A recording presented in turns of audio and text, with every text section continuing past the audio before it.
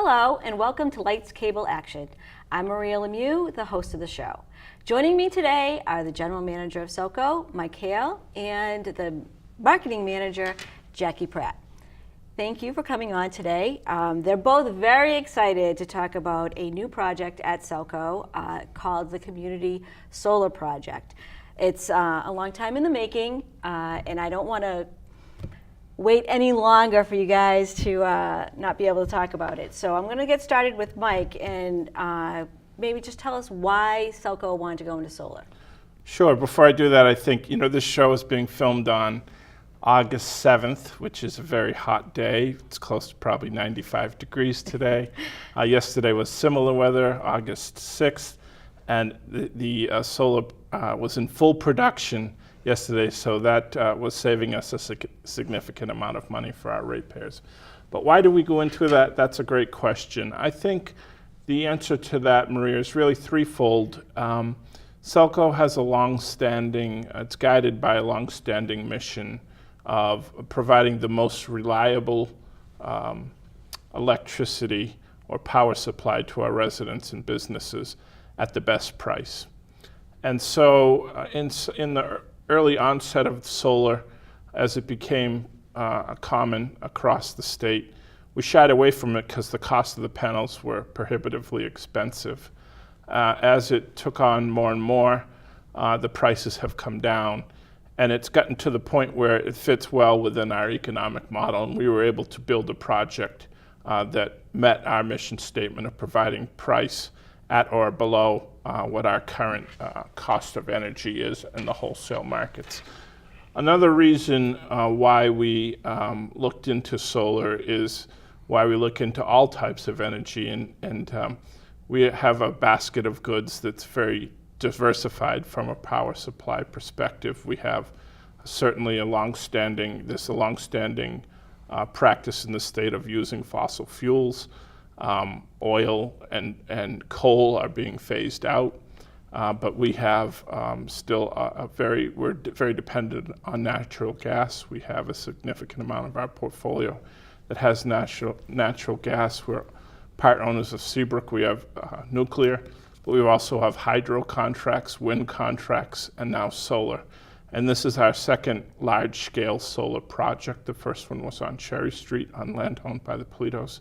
And this project, which we're going to talk about today, is on the CAT portion of the ash landfill located at 620 Hartford Turnpike, almost diagonally across the street from the one on the Politos property. And lastly, I think clearly in the community as well as across the Commonwealth, there is a movement towards cleaner types of energy.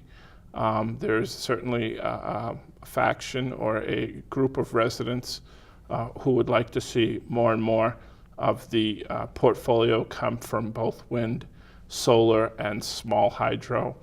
And we are listening to them and trying to fit it within our portfolio, but still being cognizant of our mission. And in doing so, we participated in the first or the largest wind project at the time out in the Berkshires. We built a 15 megawatt project with a number of other municipal electric companies. We have contracts with hydro in New Hampshire, a small hydro dam. We signed a wind contract for wind on the coast of Maine last year. And this is our foray into large-scale solar. So it is to meet the interest of some of our customers who would like to see that needle move a little bit. I'm fairly proud to say that well over 40% of our energy mix is non-carbon producing. That would include hydro, nuclear, wind, and solar. So. Okay, so great. So it provides a diversification into a more cleaner energy source, which is, right. I think what everybody is really looking towards in the future. However, this project did not, there's always those projects that don't always go according to plan, and this one was long in the making, and if I have to say, if it had not been for you and your perseverance and determination to make it happen. It otherwise probably would not have, given the obstacles that you had to overcome to have it happen here in Shrewsbury. So I'm going to let you talk a little bit about the history of the project, just to give everybody a clear understanding of actually why it took so long and how we ended up where we are today. I think, in summary, and I'll get into it, is sometimes bureaucracy gets in the way of progress. And in the case of government and regulations, that bureaucratic process got in the way of this being done the way it had to be done if all regulations and state statutes were to be followed. So this project goes back about 5 years, working with then town manager Dan Margato and then assistant to the town manager Tom Gregory. The town put out a bid for solar developers to build a solar array on top of a portion of the capped ash landfill that Wheelabrator operates at 620 Hartford Turnpike. The town went to town meeting first and was able to get town meeting to approve changes in the operating agreement with Wheelabrator so that we could put the solar there. And then an RFP was written and bids were solicited from solar developers. That RFP included a fixed price for what Cellco was willing to pay for the energy, and the bidders had to bid on what they would pay the town for a rental or a rental of the land, as well as a tax agreement or payment in lieu of tax for the value of the solar panels. So the bids were based on those two factors for the town. After the evaluations were done, the project was awarded to 10K Solar, a solar developer out of Minnesota. After 18 months of negotiation with 10K, several hundred hours of town staff time, SELCO staff time, thousands of dollars in town legal fees and SELCO legal fees, the plug was pulled on the project within the last 2 weeks. I gave Kenyon 2 weeks to get the thing going or pay us $25,000. They agreed to that terms to extend it for 2 weeks. They couldn't get the project done or sign a contract within those 2 weeks. They did pay us the $25,000. But it got bogged down in that process as we learned more about 10K after the fact and after they went bankrupt, which I'm kind of glad that it didn't happen if we had a project with a bankrupt company, and that seems to be happening more and more in the solar industry.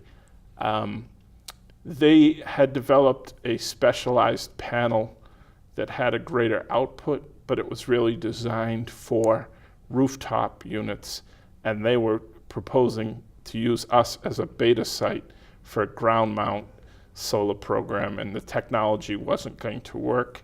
And so we're thankful that they dropped out. We took a little break in the action for 6 to 9 months or so, and then I went and saw Dan and bugged him and said, let's do it again. We got to get this done. And he said, you're crazy. We're not going to do this. The wounds have healed. Yeah, so they went out to bid again. We changed the bid structure a little bit. Again, Soco had a fixed price for the energy that it was willing to pay. And the town this time gave a fixed price for one of the two cost factors that they were evaluating on. So really the bidders were only bidding on one item. This time the bid was awarded to Kenyon Solar, a fairly reputable solar firm. And we went through more hundreds of hours and thousands of dollars in negotiating. Because of the bidding statute and because the procurement statutes in the Commonwealth require the town to do this, the financing partner for Kenyon at the 11th hour backed out in November of 2017. So the whole solar program that the state runs is really based on subsidies. The economics work because of the subsidy that the solar developer gets. That subsidy program was due to go away in the spring of 18. So we really had to get the thing built by May, June time period if we were going to do anything. And there's no way we were going out to bid again. We thought it was dead. And we had a conversation with MWIC, which is a partner to Cellco. And MWIC is an agency that represents 19 or 20 municipal light plants throughout the Commonwealth. Their creation of the state legislature. And they have the ability to do things under their enabling legislation that created the entity. Mostly they buy our power for us on behalf of Cellco. They're a power supply aggregator. But they have the ability under their enabling legislation to do things that cities and towns can't. So we partnered with MWIC, and they were able to advertise the project and take bids. And then they took the bids in January. We had a contract signed in February, and we were off and running. So if it weren't for MWIC and their ability to bypass the bureaucracy of certain procurement statutes and regulations, the thing would be dead. So we're very grateful to them, and the arrangement that we have with them is that they will own the solar array until the debt is paid off on it. And they borrow the money, they charge us the financing and debt and interest payments. And after 10 years, when that facility is paid for, I think it's either 10 or 12 years, then the ownership will become Cellco's. We will operate it for the whole 25-year life, but they will own it during the time that there is a debt service on the project. And the great news is that with the subsidy that we're going to get, and we were able to get the project built in time so that we qualify for the subsidy, the project will provide power at rates lower than the current market rate, which is a huge win. Without the subsidy, it would have been four times what we're getting the power for. And again, going back to the mission, trying to provide it in the most economical way. So it was a huge win for the ratepayers to get this done. Yes, there was some risk. We felt the risks were worth it.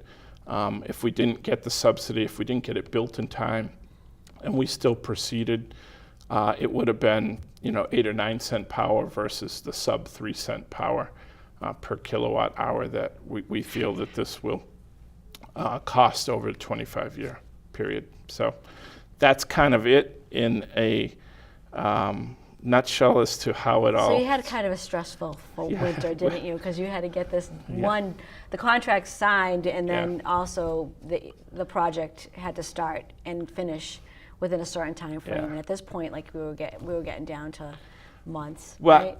I thought it was going to be a lot more stressful than it was. It really wasn't that bad. Getting through the contract was stressful, and then the anticipation of building a solar array in the spring, which is the absolute worst time to build, because you'd think snow would be bad, but they can move the snow.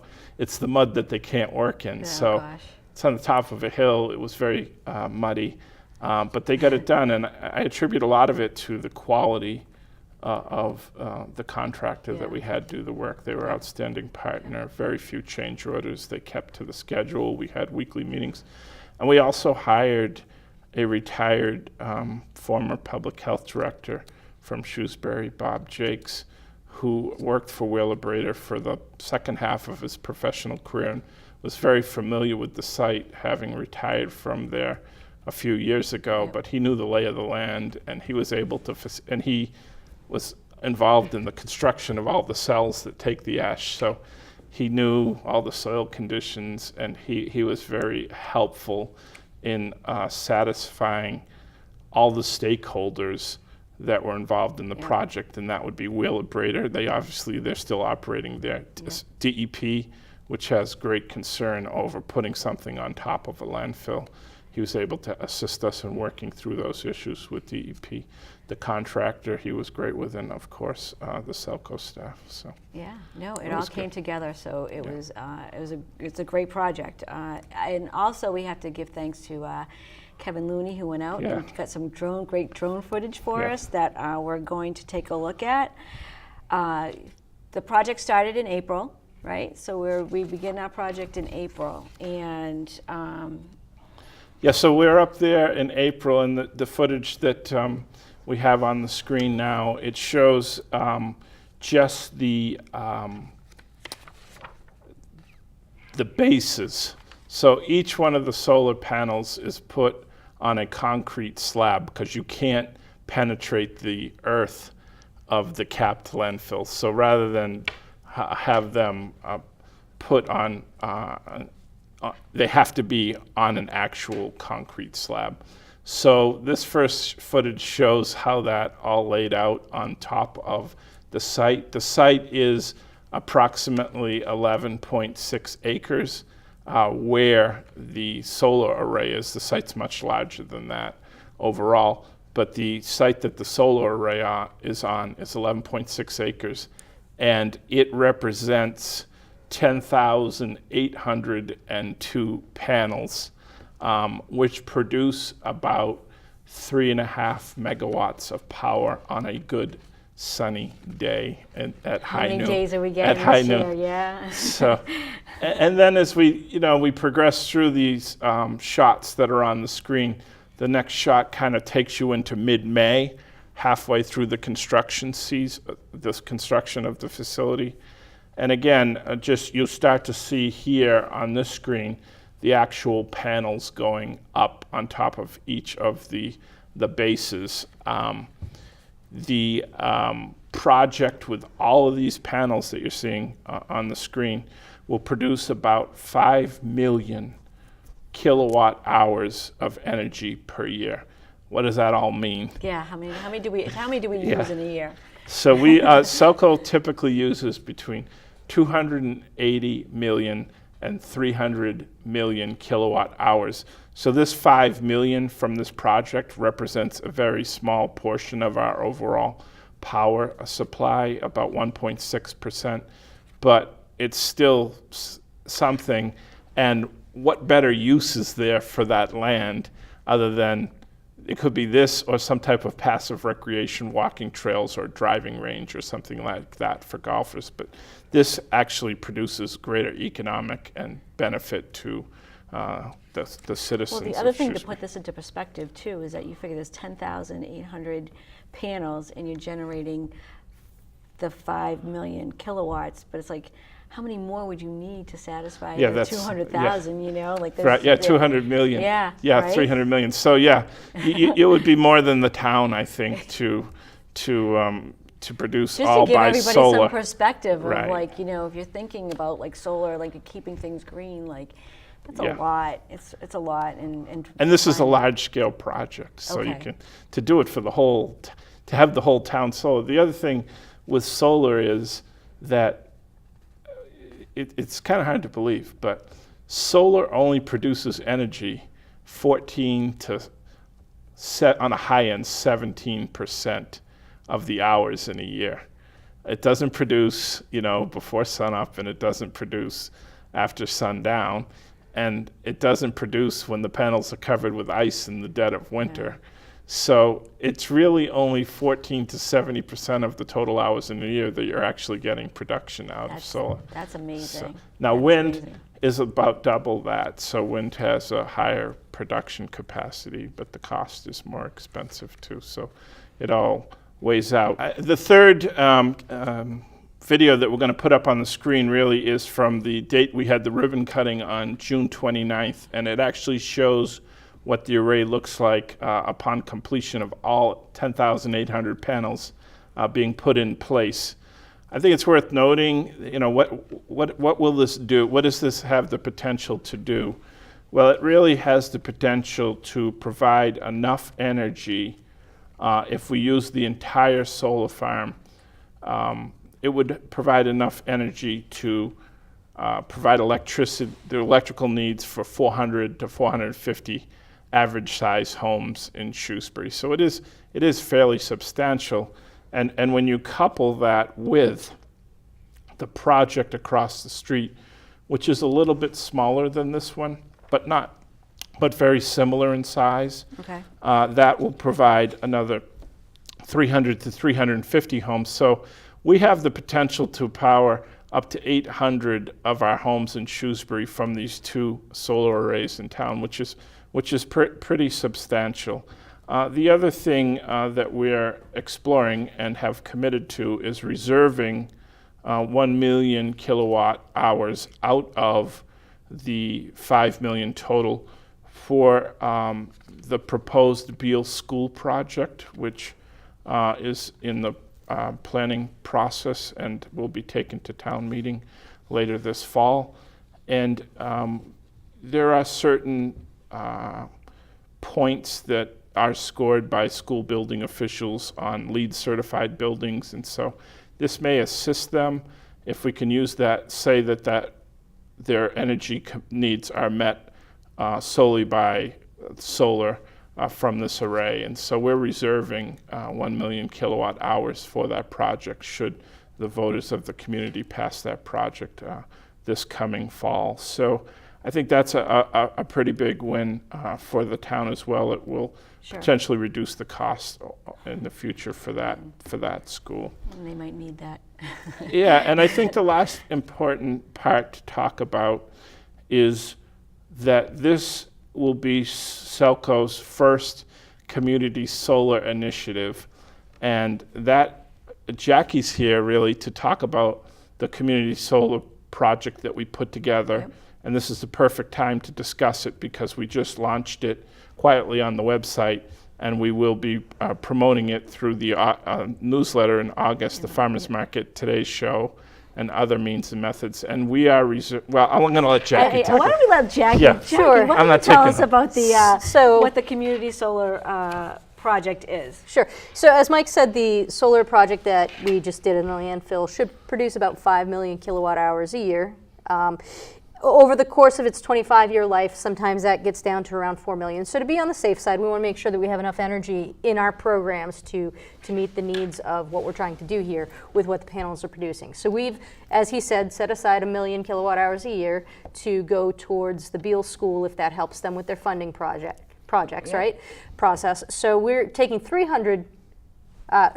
million kilowatt hours a year, yep. And putting that towards the community component of this. So what is community solar? It's pretty straightforward. What is it? Yeah. Community solar is basically one solar array that multiple members of the community are able to have power attributed to their consumption, right? So up on the landfill, we have all of these panels out there, and it's generating this energy. So what we're going to do is we're going to give 300 customers in Shrewsbury the opportunity to receive up to 10,000 kilowatt hours a year from this solar array. And we're going to attribute the power that's produced to their accounts with the state, so when they're going to look at where did the energy go, it's going to each of these individuals for their actual energy consumption.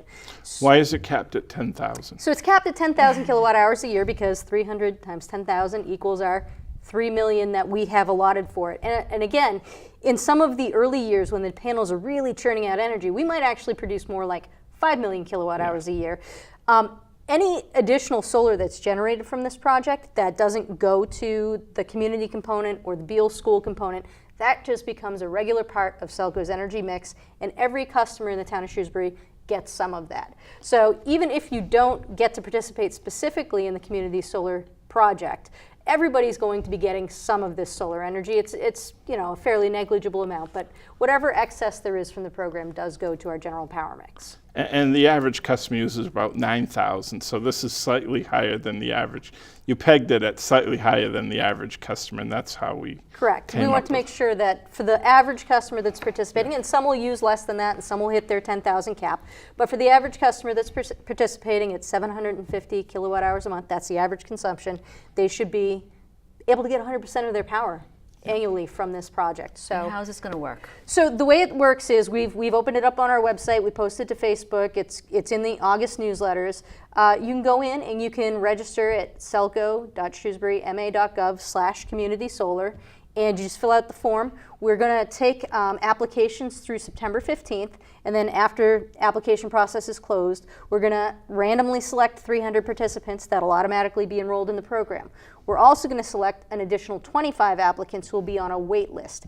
That way, because this program is open to anybody who's on the residential R1 rate and does not currently have solar panels on their home, we may have renters who are applying for this and they get into the program. If somebody moves out of town or doesn't want to participate anymore, we'll just go to our wait list and we'll add more people in. Or if somebody sells their house. Somebody sells their house, they move out of town, however it is. If somebody leaves the program, we're going to have a cushion of people that we can automatically enroll. If we find that we have fewer participants than we have slots after the September 15th deadline, we'll just open it up to a general open enrollment, first come, first serve, until we hit that 300 number. That being said, this is a great opportunity. Community solar, because you don't have to put solar panels on your home, it's a great opportunity for people who can't do that, either because they rent or their home's not well situated for solar or the cost of putting panels on their home is prohibitive. It gives a great opportunity for people to actually get solar power even though they are not installing panels on their homes. And we're doing this as simply as absolutely possible, right? Yep. So it's going to be at the regular residential rate. You're paid the exact same amount you would for your energy otherwise, but you're getting it from the solar. Now, some communities, when they do a community solar program, what they end up doing is there's an upcharge because there's a certain amount of maintenance that needs to be done on these solar arrays. We're just factoring that into this cost. Others are even far more complex in that people buy into shares into the project. Sure. And they get a portion of the solar renewable credits, the subsidy, and it's a lot of administrative work. Our feeling was, let's make it as simple as possible, not only for Cellco to administer, Sure. but also for the customer to understand. Yeah, we want this to be accessible. We want people to just be able to get their bill and understand it. Hey, I've got that little line item Yep. that says my energy is coming from solar. Yep. Up to 10,000 kilowatt hours a year. So that makes the most sense for us. We want to make sure that there's, not a barrier in terms of cost for our folks to participate. So please take a moment, go to celco.shrewsburyma.gov/community-solar and register before September 15th. There'll also be a paper registration form that's included on the newsletter in August bills. Okay. And we will be at the farmers market on August 15th, I believe. We'll have forms there that you can fill out. So we will be accepting them through the mail, or if you want to drop them off in the office, because we feel like making this as accessible as possible to everybody who is interested is the way to go. And it is a lottery. It's like, just to be clear, it is a lottery. So even though you're signing up, it's whoever gets picked. If we have 7,000 people sign up, we're still going to pick 300. Okay. If we have 200 if we have people sign up, 300 everybody people gets sign in. up, it's a win-win. Right. Yeah, So to us, to me, really, when I'm talking to people about this is clean, affordable, locally produced energy for our local customers. Okay. I can't see a better win-win than that right there. Yeah, Yeah. it's a great project. We do have to mention though, if you do have solar panels on your house, you Correct. can't participate. Right. Because you're already getting solar. Yep. So And the other thing, before we run out of time, is that the whole solar program that the state runs is due to expire, or the current program is due to expire, I'd say probably sometime in September. Okay. And so they're going to create a new program called the SMART program, but it won't be eligible for people who live in municipal utility districts. So I have been working with DOER, the state agency that oversees solar, and we're coming up with our own program. We met with them yesterday in Boston, and we're putting the finishing touches on it. So we will have a solar program moving forward, and those details will be announced probably in September, October time period for people who don't have solar on the roof who still want to do it. There will be a subsidy that will be provided via state funds and SELCO matching funds. So there you go. More to come. More to Yeah. talk about, Yeah. right, in the fall. Right. All right, so I want to thank you all for joining us, and don't forget to sign up. And if you are interested on seeing what happened at the ribbon cutting and hearing what was said, stay tuned because that'll be showing right after this. Thanks. Thank you, Mary.